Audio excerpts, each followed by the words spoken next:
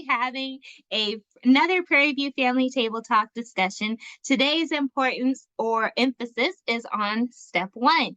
I have my very special friend with me here today, Takeya Scott. Hey y'all, my name is Takeya Scott. I am a graduate of Prairie View A&M University. I was also in the UMA, shout out to y'all, and I'm currently an MS3 at Ross University School of Medicine. So, Takeya, do you know why I brought you on today? I think so. I hope so. If you guys don't know, Takeya will tell you this herself, but Takeya was able to overcome adversity and trials with STEP. I saw my friend in there. She was heartbroken. She didn't know what else to do. And then all of a sudden, homegirl tells me she passed the test. So I want to give hope out to you guys. If you're feeling like you don't know what else to do, you don't know where to go, what to turn to, Takeya Scott is going to help you through that. Go ahead, Takeya. All right, so the first time I took my Step 1 exam, I took it January 31st, 2021. So let's backtrack to what I did that first time. I started studying approximately a year out from the exam, like committed studying. I did Kaplan courses. I focused on doing smaller blocks of UWorld questions and reviewing those. And I also did RX questions and RX videos. And all of those things, everybody told me I would be successful. And I basically listened to everybody else. Those are the top 3 things that all of my colleagues did. And all the people in like different communities and groups on Facebook told me I would be just so solid if I did those things, right? And then, unfortunately, life was happening. There was family drama, relationship problems, and at that point in my life, I wasn't able to balance all those things. But like many of you are, I knew I was still smart. I knew I learned things. I knew I was capable of answering questions. So I proceeded with my studies, finished all of my courses in Kaplan, read the books, and at the end of that year, I felt empty still, but I knew I still had to make it through this exam. So I started this journey where I began to just get heavily into church.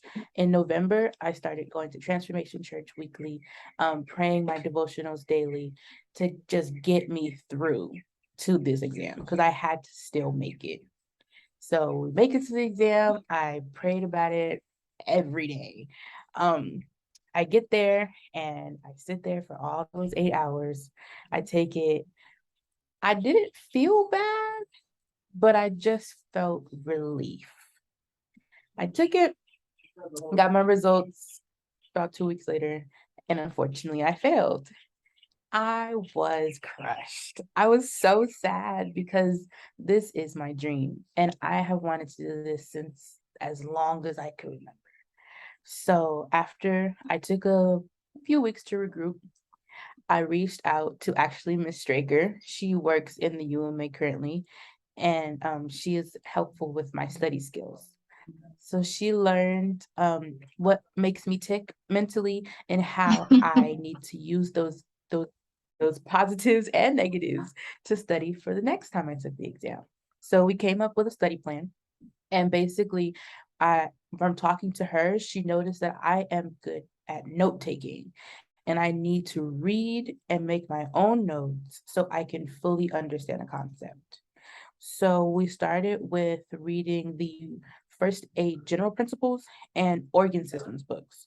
Those 2 books that are different from the step 1 book that they make, and it's just focusing on just those 2 topics. So I went every day from 9 to 5, no more than 8 hours. Do not overwork your little brains, okay? No more than 8 hours a day with breaks and lunch. I would read those books every day and make my own notes. Every page, every chapter, and then review those notes to make sure I can internalize and regurgitate the information. And as I got comfortable with that, I then would introduce UWorld blocks, but I would force myself to do larger blocks instead of the smaller blocks, like the first time around. So I would do 40 questions at least every day. And they would be mixed questions so I could review different things on top of whatever subject I was studying that day. So that took me so I took the test January, I took a break February, I started studying again April, May, June, all the way until I took my exam September 26th. Yes, I took my exam September 26th. And the month of September, I heavily just focused on questions. I reviewed MBMEs every week. I did a practice exam every Monday, and the rest of that week, I would review that exam because I knew it was important for me also to understand how these people wrote the exam. It's not enough for you just to know the material. You have to be able to intuitively answer these questions the way they want you to, not the way that you think logically you should, right? All of So ethics. definitely.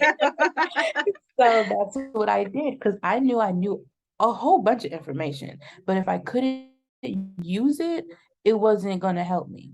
Right. So I focused the month of September on just MBME questions. I stopped UWorld completely. I just did MBME practice exams. And I think that helped me significantly because I would know a concept, for example, right? And I would answer an exam question and I just wouldn't know certain terminology or like the way they frame certain questions. So that helped me be able to use the knowledge that I had. And that entire time since last year, November, still praying. I have had days where I didn't even want to study, but I put on my worship playlist on Apple Music and just get to going because I knew that I had, unfortunately, I had nothing else in me, but I knew he had everything I need. So as long as I had him, I had all the energy. I got all the motivation to sit there and read them questions and answer them.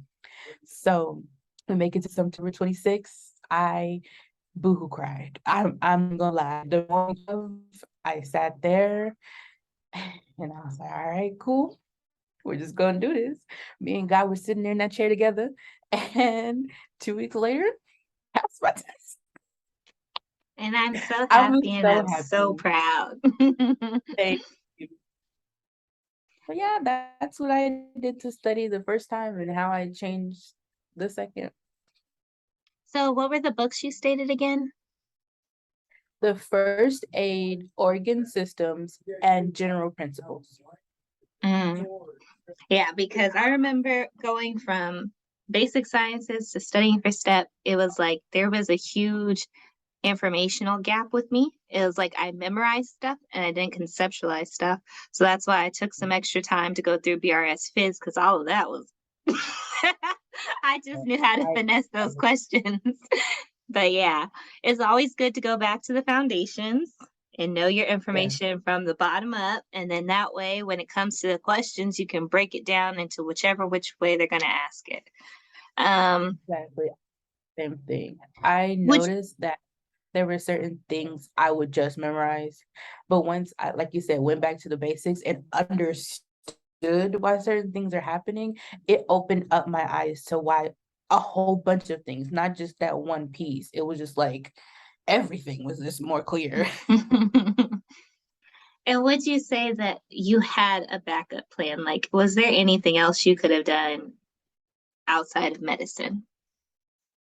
No, like Exactly. that, I feel like that's why it hurt me so bad Hmm. because there was a point, I'm not gonna lie, where I think it was the week before I was in therapy and I was talking to my therapist and I was like, I mean, if I had to, I guess I could, but it was just like it wasn't it wasn't what I loved. Felt like my whole dream was slipping through my fingers. And then at that point I didn't think about it, but wait. So of course not. I would never trade this in no, nothing in the world. Mm-mm. And I bring that up because that's exactly how I felt. You know, my first time going through med school, my first time wasn't successful, if you guys watch my intro. And so it was like my parents were giving me all these alternative options, and I was looking through everything, and it was like none of that's sitting right with my soul. So I got to go do this again, I guess. So it's good if you definitely know that medicine is your passion. There is no other option. You have to do medicine. It's another driving force on top of faith or family behind you or whatever it is for you to keep pushing. Never give up. You know what I say. You never give up. You never settle. So, Takia, anything else to drive us home? I would just like to say that you guys can do it. I am proof. You know you're smart. Rely on your support system, your spiritual system if you have that. Like Ali always says, like self-care, mental health is always important. I did church, I did therapy, I had my friends. Like you need that entire thing. You can't just rely on your own personal motivation because sometimes it's just not enough. But good luck, y'all. Y'all could do it. If we can do it, y'all can do it. Thanks for Mhm. tuning in, and thank you, Takia, for joining us. Bye.